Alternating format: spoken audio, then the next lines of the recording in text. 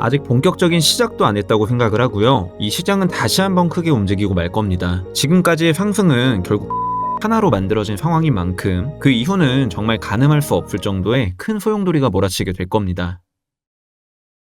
안녕하세요. 코인킹 김라운 전문가입니다. 금일을 비롯해서 남은 이번 주 같은 경우 변동성이 한 주라고 부를 수 있을 만큼 거시경제 일정들이 아주 가득 차 있는 것 같습니다. 금일 저녁 시간에 있을 미국 CPI 발표와 더불어 이번 주 14일에는 이를 기반으로 미국의 새로운 금리 결정이 정해지는 아주 중요한 날이 임박을 했죠. 따라서 금일 영상을 통해서는 이러한 거시경제 일정들 한번 짚어드리도록 하고, 그에 따른 차트적인 부분에서 우리는 어떠한 대응을 가져갈 수 있을지, 그리고 지금 시점에 들어서서는 어떤 알트코인들을 우리가 가져가 봐야 되는지 금일 영상을 통해 한번 집중적으로 파헤쳐 볼 수 있도록 하겠습니다. 자, 우선 금일 저녁 한국 시간으로 10시 30분에는요 미국의 11월자 CPI 발표 진행이 예정이 되어 있습니다. 전년 대비 저번 수치 같은 경우 3.2%로 튀어오른 물가가 어느 정도 다시금 잡히는 듯한 이러한 퍼포먼스를 보여주었다고 보시면 될 것 같은데요. 이로써 이번 달의 예측치 역시 전달보다 약간이나마 감소된 3.1% 정도로 시장은 일단 전망을 가져가고 있습니다. 이를 두고 현재 물가 부분에 있어 가장 중요하다시피 한 이 원유 차트를 잠시 살펴보시게 되면요, 11월 기준 데이터상 유가는 마이너스 10% 수준으로 현재 빠진 모습을 확인하실 수가 있고, 그만큼 이번 물가 데이터 역시 어느 정도 감소할 것이라는 전망을 아무래도 펼쳐나갈 수 있지 않을까 싶은데, 우선적으로 최근 들어 미국이 원유 생산을 많이 늘리게 되었고요. 지난 2015년까지 특별 허가 없이 이제 원유 수출을 금지하던 것을 이제 드디어 해제하게 되면서 5대 수출국에 드디어 진입을 하게 되었고, 이로써 이달 초 이제 미국의 하루 원유 수출량은 역대 가장 많은 수준인 하루 600만 배럴을 돌파하였다고 합니다. 그간 원유의 가격을 끌어올리기 위해 안간힘을 쏘았던 이 사우디아라비아와 오펙 플러스의 영향력이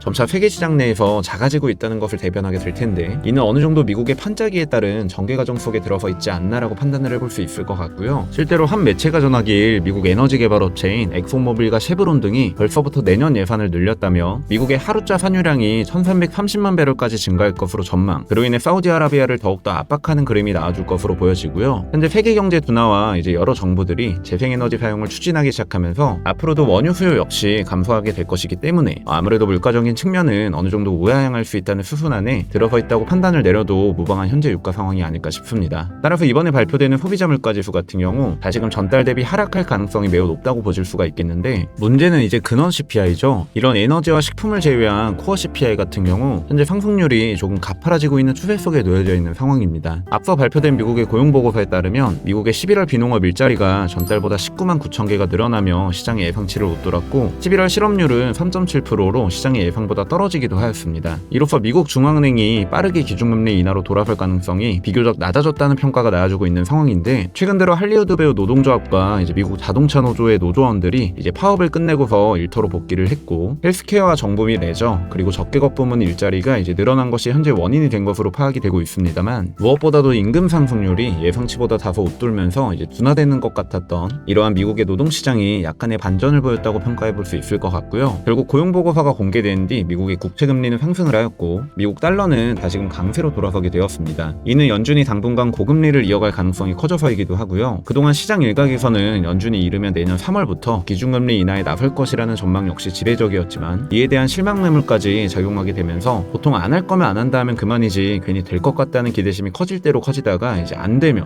실망감이 배가 될 수밖에 없잖아요. 그로 인해 기준금리 인하라는 전망 부분에 있어서는 다소 힘을 잃게 되었다고 보실 수가 있겠고, 다음으로는 목요일날 있을 미국의 기준금리 결정인데요. 6월달에 있던 FOMC를 마지막으로 현재 미국은 기준금리 부분에 있어 변화를 주지 않고 있는 상황이 들어서 있습니다. 그로 인해 이번 달 FOMC에서는 금리 인하를 시사하는 발언을 내뱉게 되겠지? 이런 식의 기대 심리가 작용하게 되었었던 걸로 생각이 들고요. 어찌되었던 지금 현재 물가는 어느 정도 베이스가 유지되고 있고, 비록 고용적인 측면이 다시금 강세로 전환되게 되면서 연준의 매파적 기세를 다시금 가져오게 될 것이라는 전망 역시 해볼 수 있을 것으로 보여지는 만큼, 어느 정도 물가 데이터를 기반 삼아 연준은 이번 FOMC 내에서 기준금리 인하 측면에 있어 침묵으로 일관한 가능성 역시 매우 높다고 판단을 내리고 있습니다. 왜냐하면 지금 점차 장기전으로 치닫고 있는 러시아와 우크라이나 전쟁 부분에 있어서 미국의 지원이 나날이 부담으로서 적용될 수밖에 없으며, 인플레이션이 개선되고 있다는 것과 함께 식을 줄 모르는 물가 압력 리스크 역시도 여전하다고 이거는 인정할 수밖에 없는 전개 과정이기 때문에요. 코어 CPI 같은 경우 전월 대비 0.3% 정도는 상승할 것으로 전망을 해볼 수 있지 않을까.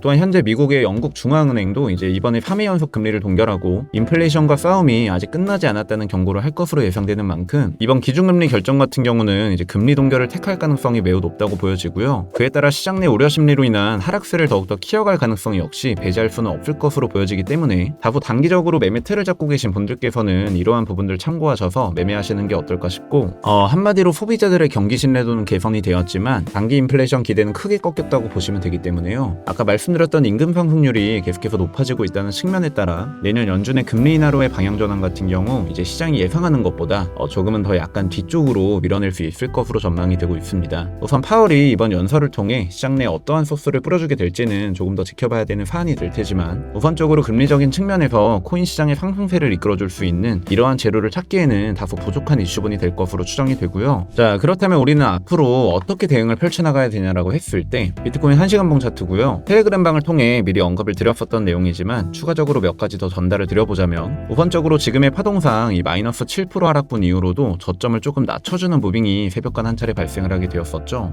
따라서 제가 이때 당시 말씀을 드렸듯이 이 환각 수렴 이후 재차 다시금 돌파 이후 상승 시작 지점에 도달해 있다고 설명을 드리고서 이처럼 차트는 정상적인 임펄스 구조 속 이제 상승 곡선을 그려나갈 수 있었단 말이죠. 따라서 현재 하락 구간을 이제 A파로 가정하에 다시금 B파 되돌림 이후 결국 전개상 다시금 하락으로의 전환을 알리게 되는, 지금 현재로서는 저는 이러한 차트 흐름을 염두에 있다고 보시면 될 것 같고요. 따라서 이 되돌림 포인트 지점 같은 경우 이제 피보나치 비율상 42.4K 구간에서 43.7K 이 해당 구간들을 통해 다시금 강력한 저항을 받고 이번 주 이슈분들에 따라 이제 유동성 유입되는 흐름에 견주어 이제 어느 정도 버텨준다든지 혹은 다시금 10화 전개상 이제 다시금 추가적인 눌림으로서의 전개 과정이 펼쳐질 것으로 대비를 하고 있습니다. 그렇다면 이를 현물 기준으로 이제 업비트 내 상황을 한번 살펴보시게 되면, 금일 오전 시장 같은 경우 전날 급격한 하락세에 따른 이런 어느 정도 되돌림 현상이 이제 알트들에게도 나타나주고 있는 상황이라고 보실 수가 있을 것 같은데요. 결국 지금으로서 잡을 수 있는 알트 종목들 같은 경우 어떠한 것들이 있냐고 했을 때 이 주봉상으로 보시게 되면요, 제가 항상 이 되돌림의 영역, 즉 다시금 차트를 재출발시켜줄 수 있는 캔들 패턴에 대해서 그간 누누이 말씀드려왔었던 고정적인 패턴이 존재를 합니다.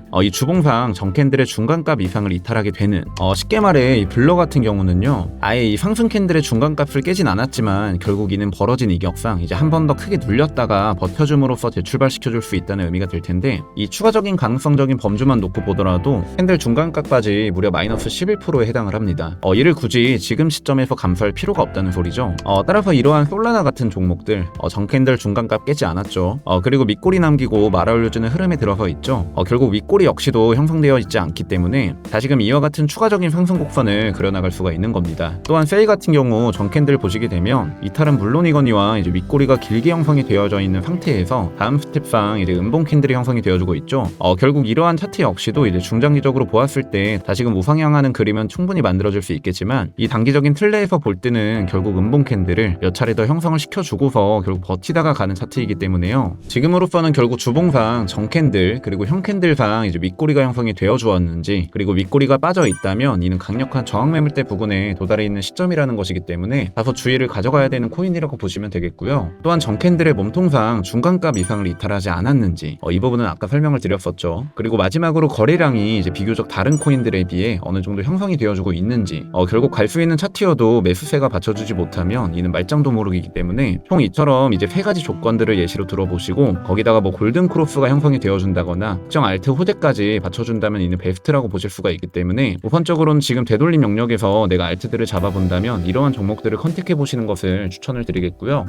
코인 시장 같은 경우 이러한 알트 구분하시는 법들이나 비트코인 실시간 관점 등 언제나 상황에 따라 대응이 뒤바뀔 수가 있잖아요. 아래 고정 댓글을 통해 제 개인 텔레그램방 입장하실 수 있도록 무료 링크 게시 놓도록 할 테니까요. 아직도 입장 못하신 분들께서는 금일 중으로는 제 텔레그램방 입장하셔서 이러한 코인 시장 관련 여러 인사이트들 참고자료로서 활용해 보시는 것이 어떨까 싶습니다. 결국 올 하반기만 하더라도 이제 비트는 80% 가까운 상승 여력을 보여주고 있기 때문에요. 지금은 뭐니뭐니 해도 큰 조정 속 대응이 이제 다음 플랜에 대한 준비가 가장 절실히 중요한 시점에 속해 있다고 생각이 드는 만큼, 결국 포모감에 못 이겨 손절을 거듭하시기보다 보다 건강한 매매 플랜을 지금부터라도 차차 잘 세워나가서 추후 다가오는 현물 ETF 그리고 상반기에 예정되어 있는 반감기 이슈분까지 이제 시점에 걸맞게 엄청난 대불장 속 시너지들을 다소 몸소 가져가실 수 있었으면 좋겠다는 말씀을 전해드리면서 금일 영상은 이것으로 마치도록 하고요. 금일 영상이 도움이 되셨다면 구독과 좋아요 그리고 댓글까지 한 번씩만 부탁드리도록 하겠습니다. 그럼 내일 영상을 통해 저는 다시금 인사드릴 수 있도록 하겠습니다. 감사합니다. 코인킹이었습니다.